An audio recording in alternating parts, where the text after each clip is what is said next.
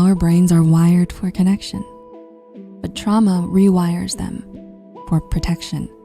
That's why healthy relationships are difficult for wounded people. Do these words speak to you? Trauma can come from many difficult sources, and sometimes this includes those closest to you, your family.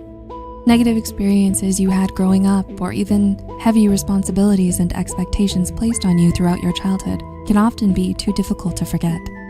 Psychologists call these adverse childhood experiences, potentially traumatic events that can happen from a child's birth until they reach adulthood. According to Centers for Disease and Prevention, these events are linked to chronic health problems, mental illnesses, and substance use problems in adolescence and adulthood. So even as you grow up and replace the family you were born into with the family you choose for yourself, it's still hard to let go of the trauma.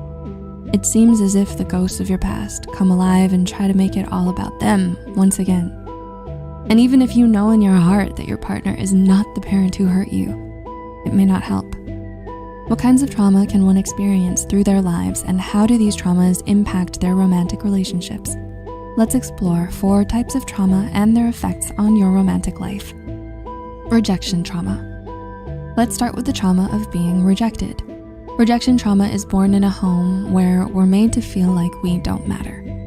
Try to think back into your childhood. Were you always pushed away? Do you feel like you're not worthy of your parents' time? If instead of love and warmth you felt rejected, you may have carried that feeling with you.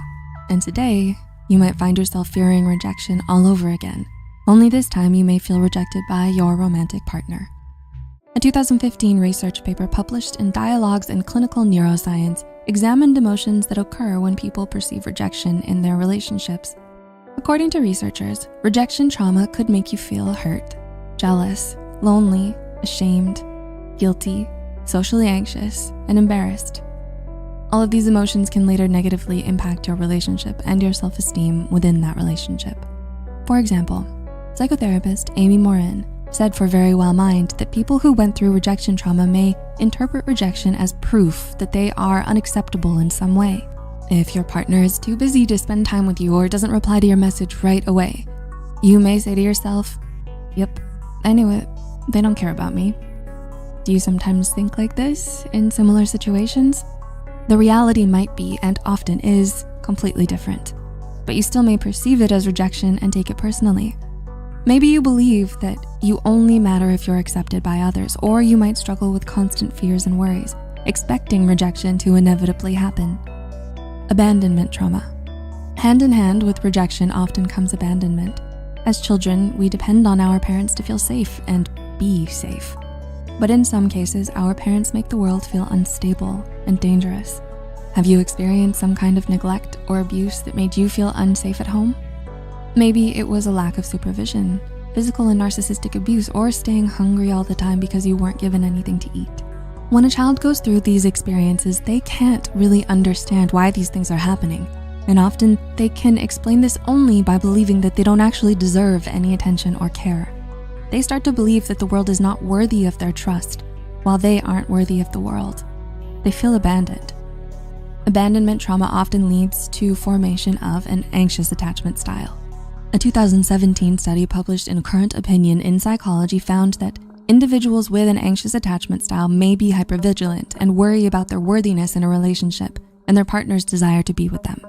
And in some cases, severe trauma can even cause the development of personality disorders such as borderline personality disorder. Psychiatrist Mark Zimmerman wrote for MSD Manual that fear of abandonment is a common symptom of borderline personality disorder. Even if you don't suffer from BPD, you could still feel the same mix of emotions when you feel abandoned by your partner. Anger, anxiousness, and fear. You might react intensely, acting jealous and possessive, or crying your heart out, because all you know is that you can't stand the thought of being alone again. Betrayal trauma. Maybe the worst thing about these childhood wounds is the fact that they were brought to us by the people we trusted. People who were supposed to love us more than the world, people who were supposed to be our superheroes. Suffering trauma by someone you are close to and depend on for support and survival is defined as betrayal trauma. Have you been deeply betrayed by someone you loved and depended on? This could mean discovering that one of your parents or your partner cheated, family members justifying abusive behavior, or maybe one or both of your parents engaging in drinking or gambling instead of providing for you.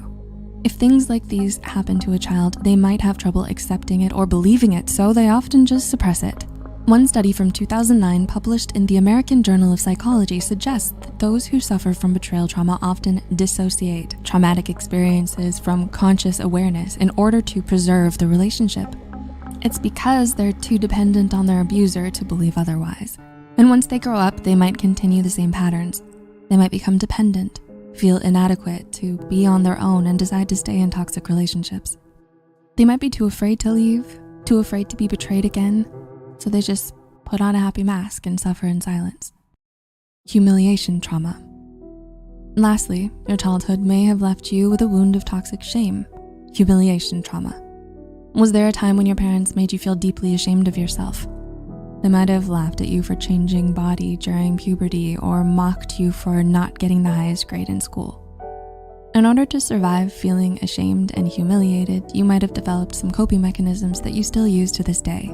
Dr. Linda Hartling said for modernintimacy.com that there are 3 strategies that you might use as a way of dealing with toxic shame from your childhood: moving away, moving toward, or moving against shame. Moving away from shame means isolating, keeping secrets, or withdrawing from your partner. Moving toward shame could show up as codependency or people-pleasing behavior, becoming what you think your partner wants you to be, even if it means losing your sense of self. And when you move against shame, you might try to fight those who shame you. Maybe you use passive aggression or insults to shame your partner before they get the chance to shame you. These strategies might help you cope, but they might be detrimental to your relationships in the long run. Do you feel like some of these trauma types describe you and your relationship patterns? Have you recognized some other childhood wounds that get in the way of a fulfilling love life? Unfortunately, sometimes we may unconsciously seek partners who imitate those who hurt us.